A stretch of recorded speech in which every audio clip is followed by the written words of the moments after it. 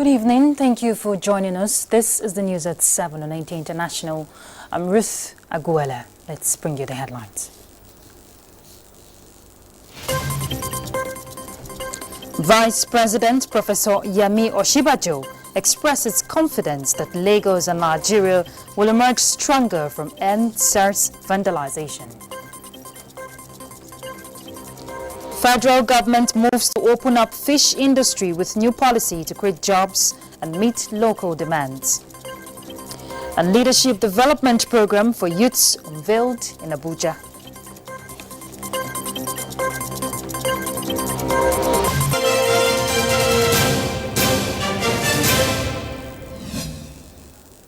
Government of Lagos State and some members of the organized private sector are putting heads together towards rebuilding the state after the damage done to public infrastructure and private businesses during the NSARS unrest. Vice President Professor Yemi Osinbajo at the event says the state and indeed the nation will come out stronger from the crisis. State House correspondent Jide Onifade reports.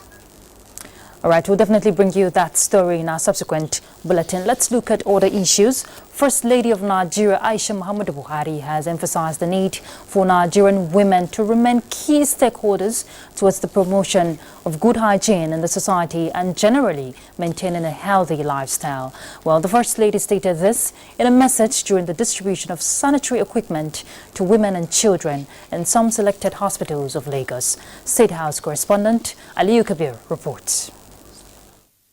Maintaining a healthy society for improved living conditions, particularly amongst women and children, is the front burner of the mission of the Aisha Buhari Foundation and her Future Assured program. Team Future Assured has paid a visit to Lagos as part of its humanitarian gesture towards supporting women, youth and children. The delegation, headed by the Special Assistant to the President on Event Management in the Office of the First Lady, Zainab Ikas Kazim, was conducted around various hospitals within Lagos Island, one of the areas identified with high concentration of women and children in the state.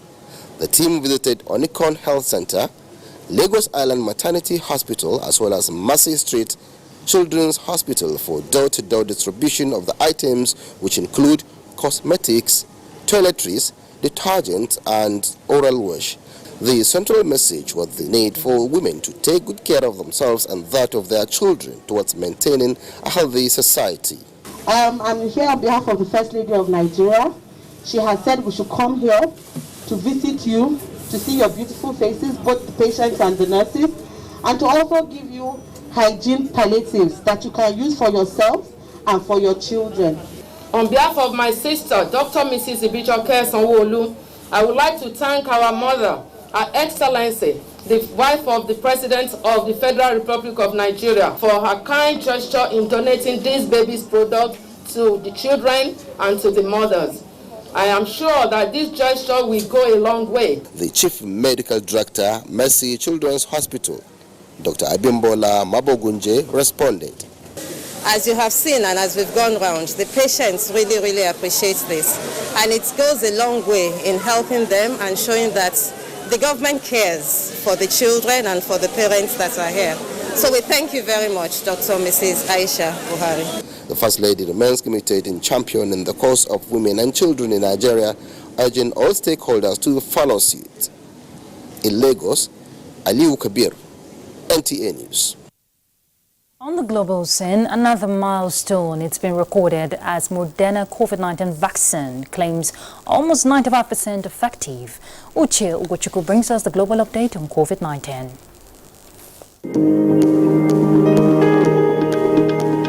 For the second time in a week, there is promising news on the race for a COVID-19 vaccine as infections surge across the United States and Europe.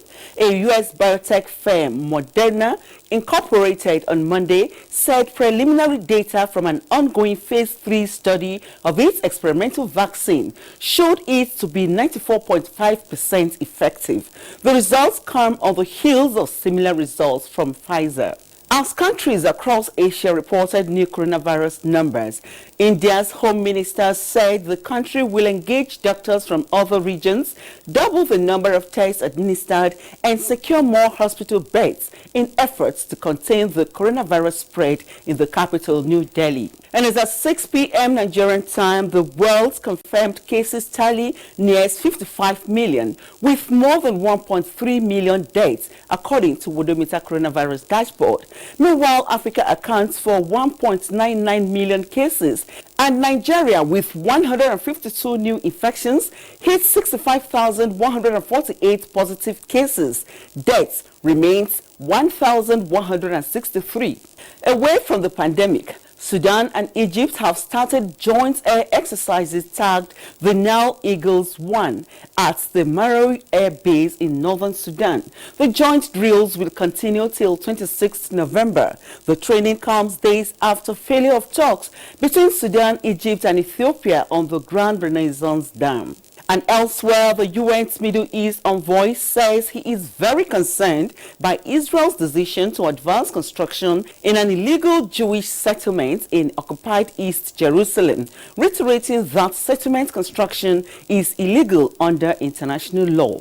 That does it from here. I am Uche Ugochukwu.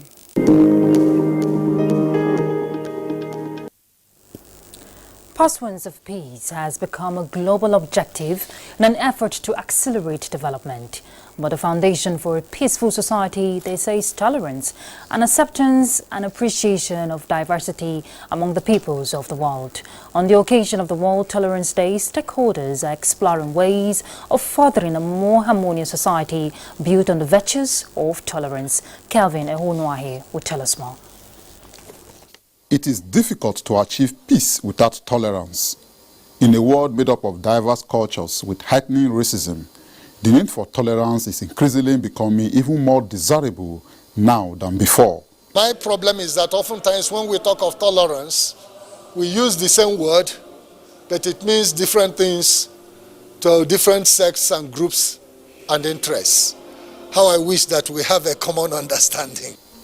Observers believe that the process of achieving a more tolerable society can be accelerated if individuals in communities embrace virtues that promote non-violence interaction. This event, put together by the Global Peace Foundation Nigeria, is essentially aimed at raising the consciousness of young people on tolerance and act as agents of peace in their communities. If the trend of intolerance is accepted by us, then our society will be devoid of peace. By tolerating one another, we can be able to achieve sustainable peace and development. As individuals, as Nigerians, that we should be tolerant in everything that we do. The theme for this year's event is Tolerance is Respect, Acceptance and Appreciation of the Rich Diversity of Our Worlds. In Abuja, Kelvin Ehunwahe, NTA News. All right, let's expand the discourse, and joining me now in the studio is the country director of the Global Peace Foundation, Reverend John Joseph Hayab. He's going to speak more on this year's World Tolerance Day. Thank you very much for joining us, Reverend. Thank you, too. All right, now give us your perspective on why a day for tolerance is so much important. Yeah, the United Nations effort is to see that the world is peaceful, people are united, and there is development across board. Unfortunately, one factor that has hindered peaceful coexistence and have also derailed our development progress is intolerance. There is so much religious intolerance in the world. People are not tolerating each other because of their race. Some are not being tolerated because of probably their status, and so on. The rich ones don't tolerate the poor. The poor are beginning to also not tolerate the rich ones. Intolerance never unites people. Intolerance never gives people a good community. Intolerance instead makes people who are supposed to be friends and brothers become enemies, and people who suspect and disagree with one another. Okay, now your organization has been involved in issues of peace building in the country. Now, how do we use tolerance to achieve a peaceful society? Well, how do we build tolerance by first inculcating in young ones. Our children need to grow in a family where there is tolerance, grow in a school where there is tolerance, grow in a society where there is tolerance, because the lesson they receive at home, the lesson they receive in school and in their society is what they will go out and live in the larger community. So it is important for us to help and imbibe tolerant spirit in the lives of children by helping them to know that differences is not anything to worry about. It's not anything to intimidate them. It's not anything to cause them grief and sorrow. It's not anything to make them hate the other person. But they should instead see differences as an opportunity for them to learn new lessons, differences as an opportunity for them to work together with other people, differences as an opportunity for them to see the beauty of life. Because if everybody in the community where you live talk like you, behave like you, then you will learn nothing in that community. So people must see the positive side of differences. Why intolerance is because people don't understand why should the other person be different from me? Why should the other person hold a different opinion from me? No, someone must hold a different opinion from you because that is how life is and that is what beautifies life. When you come with your opinion and another person comes with his opinion, then you can now learn from his own, he learns from your own, and you come up with a better result.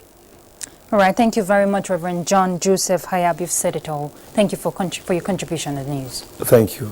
You're welcome. All right, let's look at other issues. Gombe State Governor Mohammed Inuwa Yahaya comes to the aid of a man that trekked from Gombe to Abuja to celebrate President Muhammadu Buhari's victory in the 2019 presidential election, who suffered from limb pain. Amina Baba Suleiman has that report. Tahir Buba is among the millions of Nigerians that support and identified with President Muhammadu Buhari when he won his election and re-election in 2015 and 2019. He trekked from Duk local government in Gombe State to Abuja, covering more than 900 kilometers in solidarity with his president after being declared winner of 2019 general election. I am so happy and I thank the government for their support. Duku was not abandoned as being insinuated in the social media.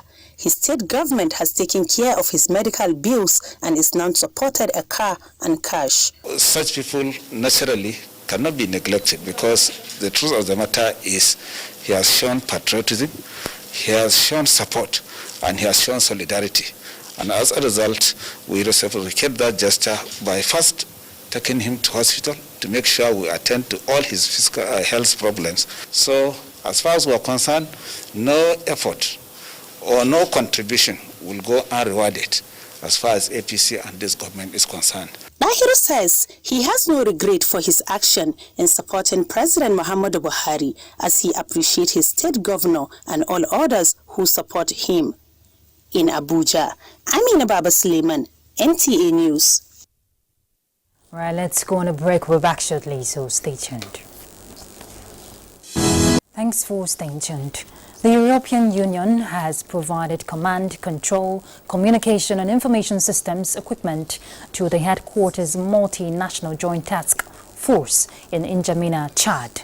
A statement by the Chief of Public Military Information in N'Djamena, Chad, Colonel Mohamed Dole, says the Force Commander, Major General Ibrahim Manu Yusuf, commended the EU for the C3IS equipment, describing it as critical to enhancing the operational performance of the troops in the field.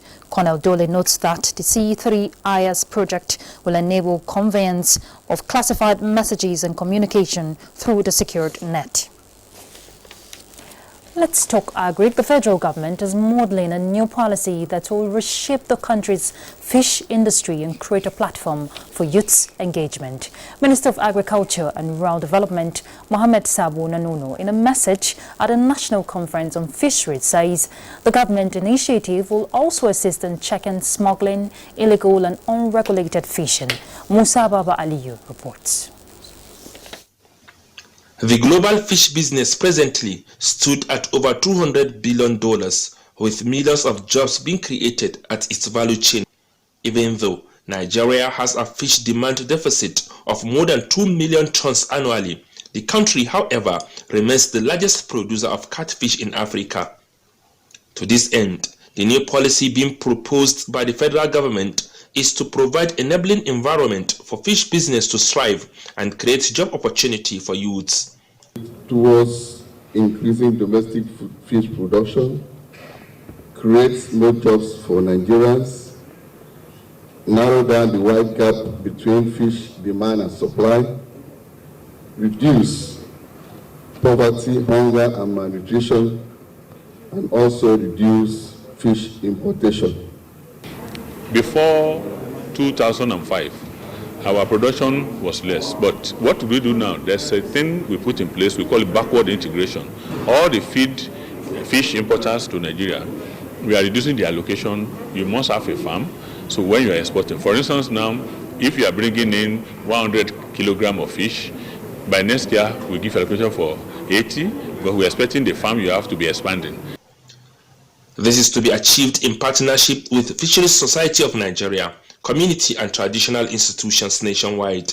Federal government and partners in fish business will facilitate the construction of fish house in Abuja that will serve as one-stop shop for investors. Musa Baba Aliyu, NTA News. And more from the agric scene, Cross River State Governor Ben Ayade is being commended for his deliberate efforts to implement federal government's agricultural policy of providing and enhancing food security in the country.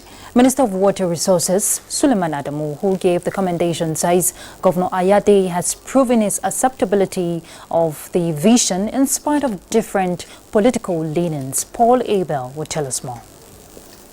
The minister is in Cross River State to sympathize with the governor following the massive destruction that occurred in the wake of the NSAS protests, undertake an on-the-spot assessment at the Cross River Basin Development Authority, which was vandalized and encouraged staff at such a time as this. He sued for more cooperation from government to enable the Cross River Basin Development Authority meet our objectives, while sustaining achievements in the Open Defecation Free Nigeria campaign and the Partnership of Water, Sanitation and Hygiene Action Plan, PWASH. We're following the giant strides with making it agriculture, especially the seed factory and all the things that you've been doing, and to say that there's a lot of opportunity for us to cooperate with you through the river basin. I'm aware that you've graciously approved for us to take over the Songhai farm in the state, and I hope that we'll continue to see more of this cooperation. We have a very big duty. Even if that's all you can address in all the governments and ministries and departments of water resources for this country, if you can address the issue of water supply to farmers and water supply to homes, it will go a long way. The minister was also at the Palace of the Obong of Calabar to pay homage to the royal father and sue for continued blessings. Accompanied on the visits of the minister were management and staff of his ministry. In Calabar, Paul Abel, NTA News. Participants at a criminal law review conference have said that only a sincere pursuit of the rule of law at all levels of the Nigerian society can improve the quality of the nation's democracy. Well, they say the attitude of selective application of the rule of law would not augur well for the nation's development. Let's hear more from Femi Okewo. At every twist of event, every Nigerian seems to want the rule of law applied, but most often when he is the weaker one. When he is at an advantage, he just wants to have his way.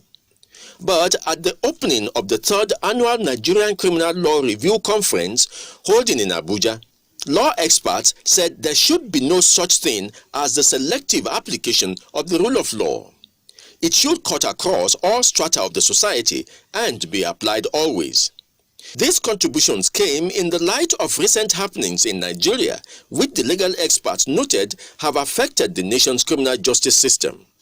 Keynote speaker at the event, Governor Nyesom Wike of Rivers State, called for even-handedness in the running of the criminal justice system of the nation. Everybody has a role to play. And when they see that people can come up with that, to say, no, we cannot do this, you will see that they have no other option but to queue. The conference, which runs for a week, will examine development within the last 12 months in Nigeria and analyze how they have affected the nation's criminal justice and procedures. This conference will review bills passed and assented to by the President of the Federal Republic of Nigeria that impact extensively and the criminal justice system, such as the Correctional Service Act, the Companies and Allied Matters Act, Nigeria Police Act 2020. Organized by the Rule of Law Development Foundation, this is the third edition of the annual conference. In Abuja, Femi Okeowo, NTA News. Still on the judiciary scene, the police have been ordered to produce one Confidence Lira, a victim of alleged unlawful arrest and enforced disappearance since November 2019. On the 19th of November 2020, before the National Human Rights Independent Investigative Panel on Human Rights Violations by the defunct SARS and other units of the Nigerian Police Force. Chairman of the panel and former Justice of the Supreme Court, Suleiman Galadima, gave the order at the panel's hearing in Abuja. Judiciary correspondent Vera Chumuba has more to tell us. The whereabouts of Confidence Lira, arrested since 1st of November for undisclosed reasons, is still unknown, even with the order of Rivers State High Court to release him. But what is mind-boggling is that money is constantly being withdrawn from his bank account linked to his brother's email. The panel had 3 cases of alleged threat to life, extrajudicial killings, and enforced disappearance of Confidence Lira. Assistant Inspector of Police David Ahmed Agbo from Akwa Ibom State Police Command is said to have effected the arrest of Lira, whose whereabouts remains unknown 1 year after. His wife, a young nursing mother, was also at the hearing. September 2019, the ASP David Ahmed Agbo met me demanding 3 million naira that was the balance I was supposed to pay to him, that he wanted to settle his office in his Oga in Abuja. The first to 5th respondents are to be served with fresh hearing notice with the order that they produce the missing Edward Donsira Lira on that day. Commissioner of Police in charge of legal, Enembo Asoromo, requested for adjournment to enable him locate the indicted officers, some of whom he said have either retired or dismissed from service. While granting the request, the chairman of the panel and former Justice of Supreme Court, Justice Suleiman Galadima, asked him to hear the complainant's stories. Among them is Bello Akubuoku, a victim of stray bullet during the Shiite police clash in Abuja. The chairman also summoned the chief medical director of National Hospital Abuja and the registrar, Nigerian Medical and Dental Practitioners Council, to appear before the panel. Hearing continues on Tuesday. In Abuja, Vera Chumuba, NTA News. A look at other issues. Federal government has unveiled a special ambassadorial program that will propel Nigerian youths to positions of leadership. Adebola Brooksland Sunday reports that the program was put together by the Nigerian Prize for Leadership in Abuja. It is estimated that 70 million out of 200 million Nigeria population are youths from the 36 states of the Federation and the Federal Capital Territory. 63 youths were selected to be trained as ambassadors, where their knowledge will be sharpened to think, innovate, create, and develop for meaningful engagements. Minister of Youths and Sports Development, Sunday Diary, told the forum that nation building is a project that every generation must be ready to undertake, using its young population as the driver. The midfield for this country are the youth. They're the bridge generation between the young ones coming up to become youth and the elders that are ahead of them. You are the bridge generation. You have to inspire those coming behind you, but also you have to learn from those ahead of you. We believe that leaders just happen. No. Leaders are raised, they are groomed, they are taught, they are educated. So at every level we must make sure that people are groomed and raised to take responsibility and be leaders. In leadership, it is that person who has the character, who has the commitment, and who is prepared to make sacrifices. He makes the difference. The leadership training I just had today is going to turn me into a very good leader, and hopefully someone that is going to make greater use of the opportunity given. The youths are to be camped in Abuja for 1 month. Adebola Brooksland Sunday, NTA News. Let's talk sports as the nation's national team departed to Sierra Leone for the second leg of African Cup of Nations qualifiers in Freetown on Tuesday. Football